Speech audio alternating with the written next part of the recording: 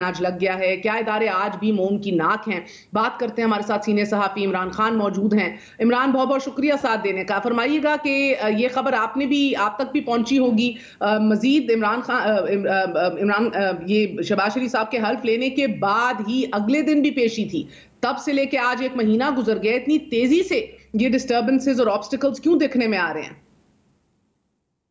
देखिए, उनको जल्दी बहुत है। ये चीज़ें स्लो हो सकती थी, आराम से हो सकती थी, लेकिन इमरान खान ने जो मोमेंटम बना लिया है, अब ऐसा लगता है कि इलेक्शन में जल्दी जाना पड़ेगा। और मियाँ नवाज़ शरीफ ने सबको इसीलिए बुलाया कि बताओ करना क्या है। हर गुज़रते दिन के साथ पार्टी मज़ीद नीचे जा रही है। जितना बोझ इमरान खान साहब के ऊपर इन्होंने लादा हुआ था, वो सब अब इनके अपने कांधों के ऊपर है। और बयानिया सारा इमरान खान के साथ जाकर खड़ा हो गया है। इनके पल्ले कुछ नहीं बचा। अभी भी अगर ये इलेक्शन में जाते हैं तो कुछ ना कुछ करके सीटें निकाल सकते हैं। लेकिन जैसे-जैसे देर होती चली जाएगी, पीएमएलएन के हाथ खाली होते चले जाएंगे। अभी उन्होंने अपने आप को 50% डैमेज किया है। अगर वो 1 साल इंतजार करते हैं या 6 महीने इंतजार करते हैं तो वो अपने आप को 50% बाकी भी डैमेज कर लेंगे। तो इलेक्शन में जाना ऐसा लगता है उनकी मजबूरी बनती जा रही है।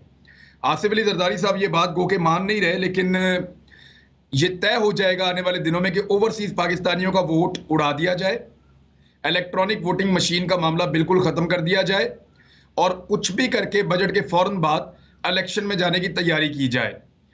आपने यानी आप गौर करें ना, डॉक्टर रिजवान की अचानक वफात हो जाती है। अब वो कितने ज्यादा प्रेशर में होगा वो आदमी। पीएमएलएन के दौरे हुकूमत में बहुत सारे ऑफिसर्स की जो इस तरह की पुरस्कार अमवात हुई हैं, उन तमाम ऑफिसर्स में एक चीज कॉमन थी, वो सारे ईमानदार थे और सारे स्ट्रेट फॉरवर्ड से अपना काम करना चाहते थे। लेकिन उनके ऊपर शदीद दबाव के बारे में उनके फैमिली मेंबर्स ने और आसपास के लोगों ने बताया कि वो शदीद दबाव में थे और फिर अचानक उनका इंतकाल हो जाता है। तो एफआईए के मजीद ऑफिसर्स का इंतकाल हो जाए, इससे बेहतर है उन्होंने सोचा कि हम क्यों ना उस केस को ही खत्म कर दें। एक अब वजीर आजम पाकिस्तान है, बेटा वजीर आला पंजाब है, और उन दोनों के ऊपर मनी लॉन्ड्रिंग का इल्जाम है।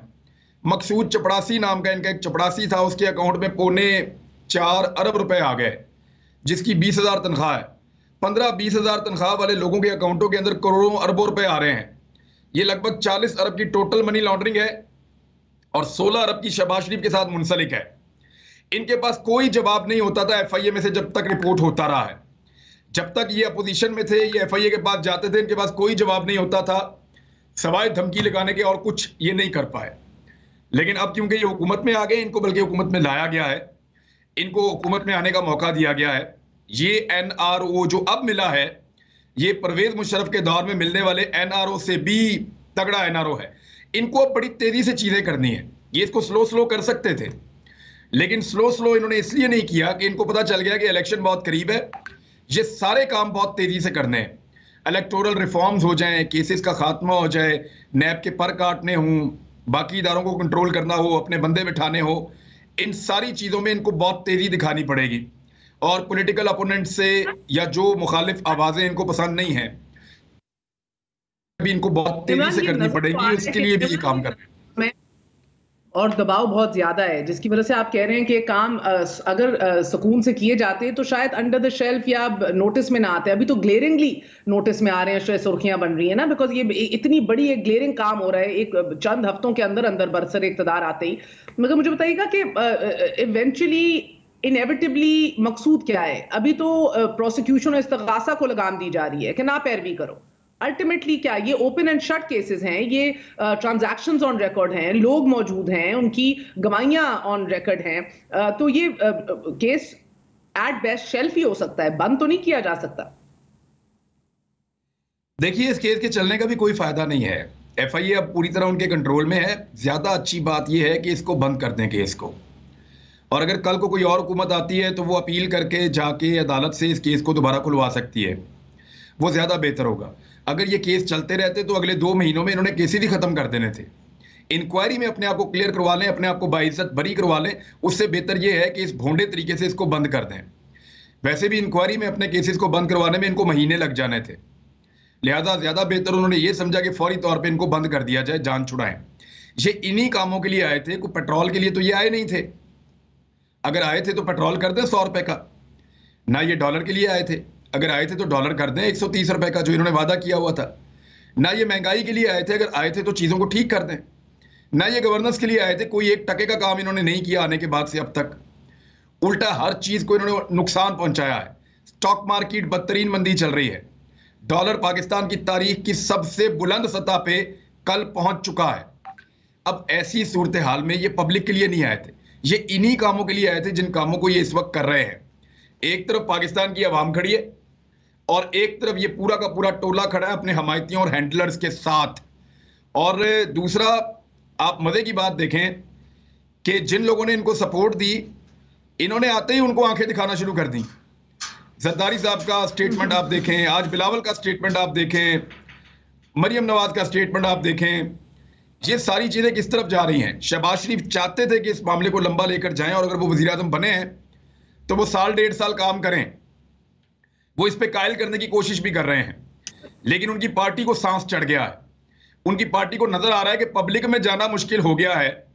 लोग, हम ये एक्सपेक्ट कर रहे थे कि इमरान खान को अंडे और टमाटर मारेंगे। हमारी अपनी हालत ये हो गई है कि हम लंदन में बाहर नहीं निकल सकते, वहां पे कोई अंडे और टमाटर मार देगा। आप वहां पे हैं लंदन में, आप इनसे पूछें ये क्यों नहीं निकलते बाहर सड़कों पे, पब्लिक में क्यों नहीं आ रहे। हर तरफ इनके नारे लगते हैं, हर तरफ इनके पीछे लोग पड़ जाते हैं।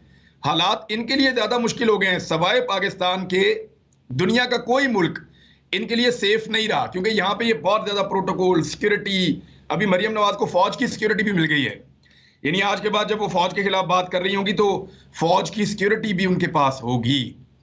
तो यहाँ तो ये चल रहा है जी सब। और दूसरी जानिब इंतकामी कार्रवाइयों पे ये लोग उतरे हुए हैं। कभी सहाफियों के घरों के अंदर ये गाड़ियां भेजते हैं, कभी छापे मरवाते हैं, कभी ये इदारों के लोगों को फोन करके कहते हैं कि इनकी चीजें ढूंढ ढूंढ कर लाओ। कभी ये किसको कुछ कह रहे हैं, कभी कुछ कह रहे हैं, कभी कह रहे हैं फलां का घर गिरा दो, फलां को ये कर दो। ये सारी चीजें, और ये लगातार कर रहे हैं, ये लगातार कर रहे हैं। इनका फोकस पब्लिक की तरफ नहीं है, सिर्फ इंतकाम या अपने आप को बचाना और अपने मामलात से अपने आप को बाहर निकालना जिनमें ये फंस गए थे।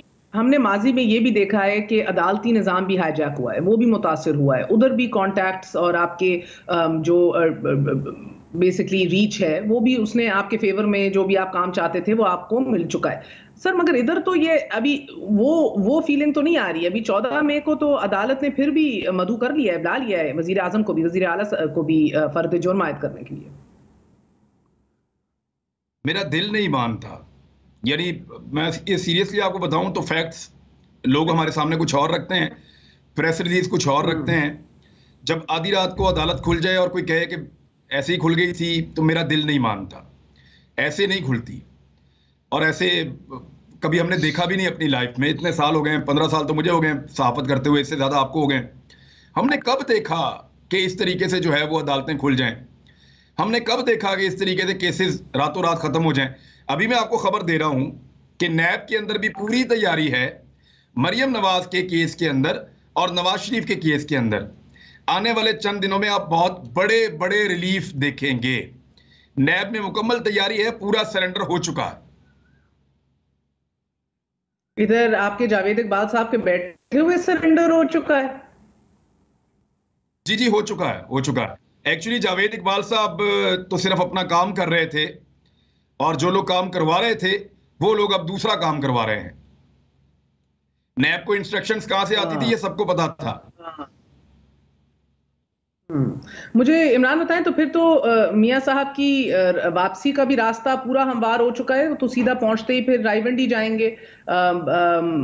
उनको प्री अरेस्ट बेल का भी अभी ऑप्शन मौजूद है। लीगली उनका स्टेटस क्या है? और आप जो कह रहे हैं रास्ता खुल गया है, तो अब मरियम साहिबा भी फ्री ट्रैवल कर सकेंगी। उनका पासपोर्ट भी रखा हुआ था, वो भी रिलीज कर दिया जाएगा। मियां साहब भी वापस आ सकेंगे। इनके केसेस के ऊपर आप कह रहे हैं कि केसेस भी मुतासिर हो रहे हैं, इनके भी अपील्स के भी फैसले फेवरेबल आ जाएंगे। देखिए, उम्मीद तो यही है, और उम्मीद पे दुनिया कायम है। एक आदमी 50 रुपए का स्टाम्प पेपर देकर 4 हफ्ते के लिए पाकिस्तान से बाहर गया था और 2-2.5 साल हो गए वापस नहीं आया। पूरा निजाम मिलकर उसके बारे में कुछ नहीं कर सका, और जिसने स्टाम्प पेपर पे गारंटी दी थी वो पाकिस्तान का वजीर आजम बन गया। तो इस निजाम के अंदर आप कुछ भी तवक्को कर सकते हैं। ये कोई बिग डील नहीं है मरियम नवाज का पासपोर्ट वापस मिल जाना, केसेस खत्म हो जाना, नवाज शरीफ की प्री अरेस्ट बेल हो जाना, पाकिस्तान आ जाना, केसेस खत्म हो जाना। It's not a big deal. Mian Nawaz Sharif जब पाकिस्तान वापस आएंगे, प्रॉब्लम यह है कि आप कितना बड़ा इस्तकबाल कर सकते हैं। मियां साहब को एक बड़ा शानदार और बहुत बड़ा इस्तकबाल चाहिए, जिसके लिए हर किस्म की ताकत को बुरुएकार लाया जाएगा, पूरी की पूरी हुकूमती मशीनरी, पूरा का पूरा निजाम, पूरा का पूरा एस्टेब्लिशमेंट सब मिलकर काम कर रहा होगा कि मियां नवाज शरीफ को इतना बड़ा बना के वापस लाएं कि किसी तरह इमरान खान से जान छूटे। देखिए, मियां नवाज शरीफ आपको कभी भी उस इलेक्शन में नहीं जाना चाहेंगे जिस इलेक्शन में इमरान खान वज़ीर आज़म बने। साहिबा जो आए थे और शहबाज शरीफ साहब नहीं टाइम पे पहुंच सके थे अपने काफिले समेत एयरपोर्ट, तो वो तो एक गलती बहुत खटकी थी और वो आज तक नहीं भुलाई गई। तो मुझे लगता है उसका खमियाजा भुगतने का भी वक्त या मौका मिल जाएगा। देखें, तब एस्टेब्लिशमेंट नहीं चाहती थी कि शहबाज शरीफ एयरपोर्ट जाए तो वो नहीं गया। अब जब एस्टेब्लिशमेंट खुद साथ खड़ी है तो फिर क्या मसला है? फिर क्या मसला है? फिर तो एयरपोर्ट पे सब जाएंगे, प्रोटोकॉल के साथ जाएंगे, वहां पे पूरा तमाशा लगेगा और वहां पे पूरी दुनिया को इकट्ठा किया जाएगा।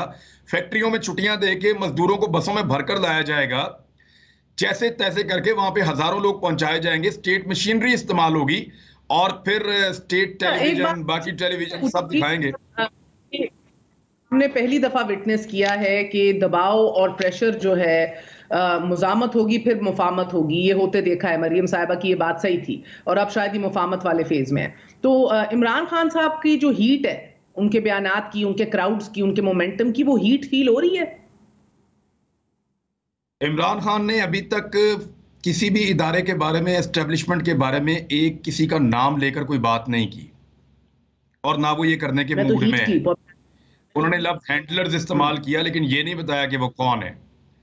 और उन्होंने क्लियर किया कि मीर जाफर, मीर सादक तो मैं इन भाइयों को कहता हूं हमेशा से, और वो उन्होंने साबित भी किया पुरानी वीडियोस के अंदर भी कि वो इन्हीं को कहते थे। इमरान खान ने वो रेड लाइन क्रॉस नहीं की जो रेड लाइन क्रॉस की थी पीएमएलएन ने और पीपल्स पार्टी ने। अब पीटीआई को ये सोचना है कि रेड लाइन क्रॉस करके उनको फायदा होगा या रेड लाइन के अंदर रहते हुए उन्हें फायदा होगा, क्योंकि रेड लाइन क्रॉस करने वाले तो उन चीजों का मजा ले रहे हैं जिनके लिए वो डिजर्व भी नहीं करते और मेरिट पे भी पूरा नहीं उतरते। तो रेड लाइन क्रॉस ना करके वो लोग कहां खड़े हैं, वो इसकी असेसमेंट करेंगे आने वाले दिनों में। ठीक है, और मुझे बताइएगा, अभी बड़ी विन विन सिचुएशन है पीपल्स पार्टी आसिफ अली जरदारी साहब के लिए। सारे सख्त सवाल जो हैं वो पीएमएलएन से किए जा रहे हैं। डॉलर 192 तक पहुंच चुका है, ब्लड बाथ जो है वो बरकरार है स्टॉक मार्केट के अंदर। ये कॉन्फिडेंस इन्वेस्टर का जो है वो बहाल होने को ही नहीं है, मजीद गिर रहा है। मुल्क जो है वो गलत सिमत में जा रहा है, IMF के साथ प्रोग्राम वापस पटरी पे नहीं चढ़ रहा। तो ये सारे सख्त सवाल पीएमएलएन से हो रहे हैं। बड़ी मजे हैं, बड़े मौज है अभी पीपल्स पार्टी की। क्या इस पूरे सिचुएशन के अंदर इनके भी जो मनी लॉन्ड्रिंग के केसेस हैं वो भी रैप अप होने के कुछ खदशात हैं? उनका स्टेटस क्या है? इनको क्या मिलेगा? एट द वेरी वर्स्ट जितना हिस्सा मिला हुआ है पाए का वो वापस मिल जाएगा, but at the very best क्या मुतवक्के है? देखिए, ये सवाल पीएमएलएन से नहीं पूछे जाने चाहिए, ये सवाल उनसे पूछे जाने चाहिए जो पीएमएलएन को लेकर आए हैं। बल्कि एक प्रेस कॉन्फ्रेंस हुई थी जिसमें यह कहा गया था कि नई हुकूमत के आते ही आपका डॉलर मुस्तहकम हो गया और आपकी जो है स्टॉक मार्केट बहुत बेहतरी उसके अंदर आ गई है। ये सवाल वहां पूछा जाना चाहिए और वहां से जवाब आना चाहिए कि जब ये चीजें अचानक एक दिन के लिए बेहतर हुई थी तो बहुत इसको सराहा गया, अब बिल्कुल ही बर्बादी और तबाही हो गई है, तो इसका जवाब कौन देगा? जवाब उनको देना चाहिए जिन्होंने ये सारा खेल खेला है। ये जो रिजीम चेंज ऑपरेशन हुआ जिसमें कब्जा किया गया एक मुल्क की हुकूमत के ऊपर, और जिन लोगों ने कब्जा किया उनमें से कोई भी अक्सरियत में नहीं है। यानी ये दिल ही नहीं मानता कि 16 जमातें ऐसे इकट्ठी हो जाएं बगैर गोंद के। भाई, जब तक आप गोंद नहीं लगाएंगे, जब तक आप गीलू नहीं लगाएंगे, जब तक आप कोई चिपकाने वाला एलिमेंट उसके ऊपर अप्लाई नहीं करेंगे, एल्फी इस्तेमाल नहीं करेंगे, ये कैसे जुड़ सकते हैं? यानी एक छोटा सा खिलौना भी हो ना, वो भी नहीं आप जोड़ सकते इन चीजों के बगैर।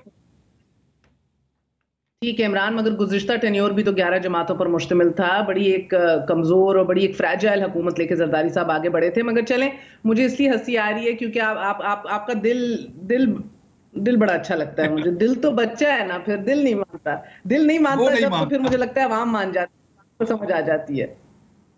लोगों का भी दिल नहीं मान रहा। चलें, लोगों को फैसला करने देते हैं कि दिल क्या मानता है क्या नहीं। हमारा लोग माने ना माने, दिल तो बच्चा है। इसी नोट के ऊपर खत्म करते हैं। इजाजत दीजिए, खुश रहिए, गुड नाइट।